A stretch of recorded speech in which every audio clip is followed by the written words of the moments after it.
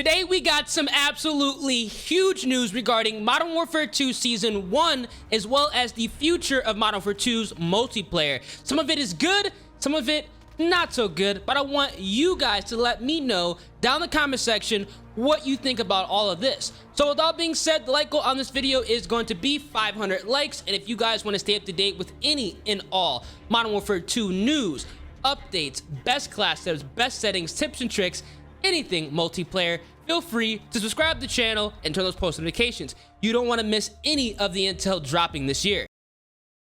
Now, let's start off with the bad news. We all were under the assumption that Modern Warfare 2 was going to be a 2-year Call of Duty cycle, meaning we were not going to be receiving a premium title within 2023. That's all been thrown away now, or has it? So I'm putting up a screenshot so you guys can read along with me. Sledgehammer Games is developing the paid content expansion for Modern Warfare 2, releasing in 2023.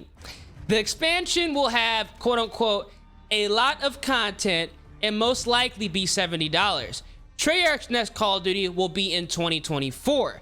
So you hear it here first, guys. We're apparently going to be getting another premium or just DLC expansion to Modern Warfare 2 made by Sledgehammer Games next year to kind of have that filler content until we get Black Ops or Black Ops 5. It's most likely going to be called Black Ops because I do assume that Treyarch is going to go ahead and reboot the entire Black Ops series, just like they're doing here for the Modern Warfare series, just so players can kind of come back to an initial starting point and they can go ahead and essentially remake all the games how they see fit.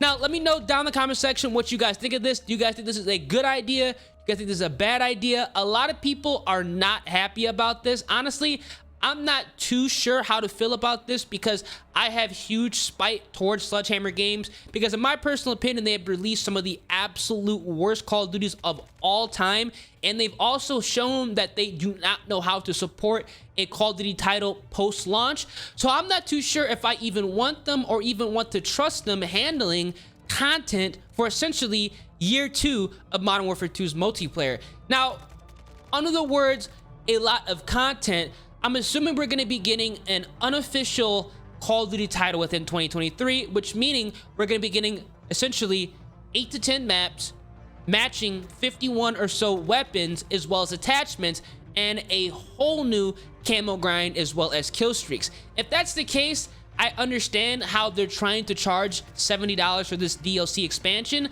but at the same time, I feel this should be free content access for everybody, not locked behind a paywall, because we were all under the assumption that this was going to be a 2-year Call of Duty life cycle.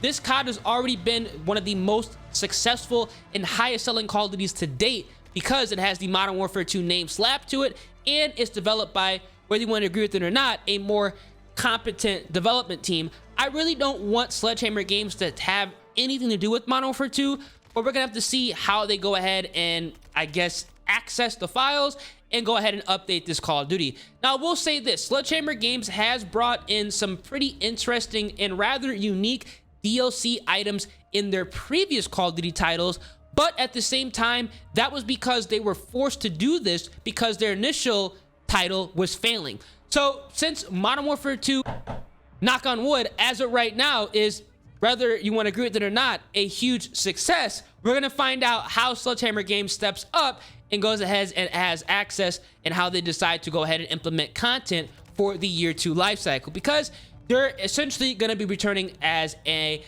support studio and not a main studio making a Call of Duty title, which I think is understandable because their last 2 Call of Duty games have been, again, utter complete failures. Now, let's go ahead and talk about the good news. Within Season 1 of Modern Warfare 2, we're going to be getting a new UI, making it a lot easier to access campaign, multiplayer, warzone, create a class, selecting attachments, as well as the camo grind progression.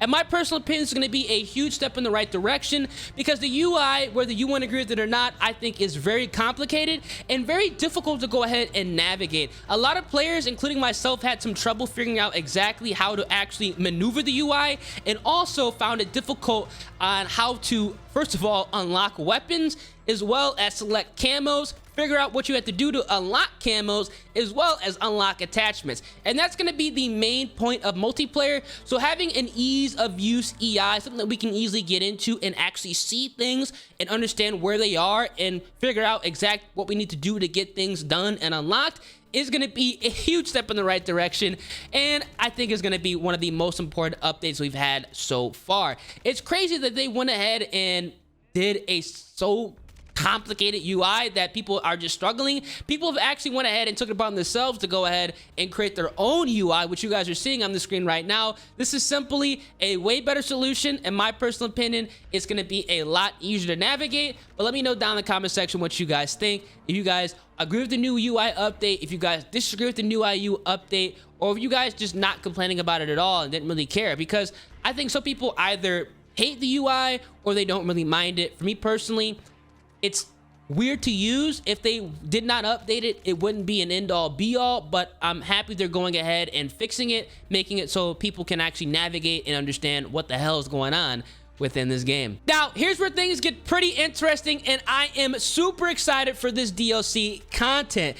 Players have already gotten access into the game files. They've already found some of the future DLC content, specifically maps, here within Modern Warfare 2 multiplayer. I can't put any of the screenshots or the videos in this video because you never know who's watching, but if you do a quick Google search or have Twitter and type in Modern Warfare 2 Terminal or Modern Warfare 2 High Rise, you will find gameplay of those maps within Modern Warfare 2 2022's multiplayer. These are just some of the maps we're getting as remakes, some of the maps we're getting within Season 1, and I am super excited to have access to all this content and go ahead and play on these maps and kind of relive 2009 all over again, man, because we all know the remake maps are what's going to make Modern Warfare 2's multiplayer that much more enjoyable, and also drastically, and I mean drastically, speed up the camo grind. People are waiting, including myself, to jump into Shipment, jump into Shoot House, Rust, to go ahead and get all these camos, max out guns legitimately in one game.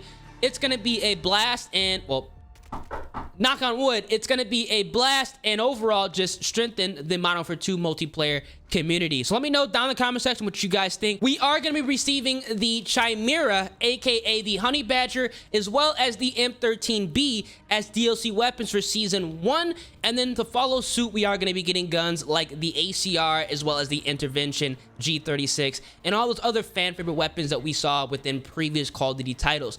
The only thing I am really excited for and also nervous for as well is how they're going to go ahead and implement that Year 2 content since Sledgehammer Games is going to be taking over. Are they going to be bringing in even more remake maps and weapons, or are they just going to go ahead and completely just reinvent everything and bring in guns and maps that we have not seen before? If it is going to be locked behind a paywall, they better go ahead and step up and just recreate some new weapons and maps. But at the same time, it's Sledgehammer Games. I'm nervous. I don't know what to expect, but at the same time, it is kind of exciting to see what they're going to be doing within Year 2 of Modern Warfare 2's multiplayer. And then finally, I want to go ahead and touch on weapon balancing, because we do know we are going to be receiving some weapon balancing updates within Season 1 of Modern Warfare 2's multiplayer. Honestly, the only two weapons I think are going to be touched within Season 1 that I know of are going to be, one, the STB 556 assault rifle. That weapon, whether you guys want to agree with it or not, is incredibly strong, and I think a lot of people are agreeing that it is technically overpowered. I do think the weapon balancing in this game is actually quite stout. All the weapons are usable, which is going to be a huge step in the right direction that they've already taken, because in previous Call of Duties, it was only between like maybe 1 or 2 guns that were actually good within each category. You can literally use all the ARs, SMGs, LMGs in this game and dominate with. So that is already good, but I do feel that the STB is definitely going to be on the verge of receiving a nerf, which means kind of made worse in rebalancing within some of the other weapons. Something else I do think is going to be touched is going to be the SPR. That weapon is beyond broken. It's literally like aimbot. That marksman rifle is a complete joke. Everybody agrees it needs to be nerfed down. It's broken with the iron sights. It's broken with the sniper scope. They definitely need to go ahead and rebalance that, because right now that's technically the best shotgun, SMG, and AR in the entire game. But again, let me know down in the comment section what you guys think. Are there any other weapons you feel are overpowered and should be nerfed down? Some people think the Cast-Off 74U as well as the Fennec are on the broken end as well, but at the same time, I just feel those weapons are good and that people have not figured out how to tune the weapons properly in order to make weapons like the 7.62, the M4, or the TAC 56 actually viable and usable against those guns in their respective ranges. Like I said, let me know down in the comment section what you guys think about the weapon balancing so far. I'm honestly super happy about it. I'd rather them go ahead and buff a bunch of weapons rather than nerf down a bunch of guns, but hell, that's just me. If you guys enjoyed the video, want to go ahead and let you guys know on all of the new updates, everything we can expect to see within Season 1 so far, make sure you guys drop a like on the video, subscribe to the channel, and turn those post notifications. It's been your boy Ears, and I'm going to catch you guys in the next one. Deuces.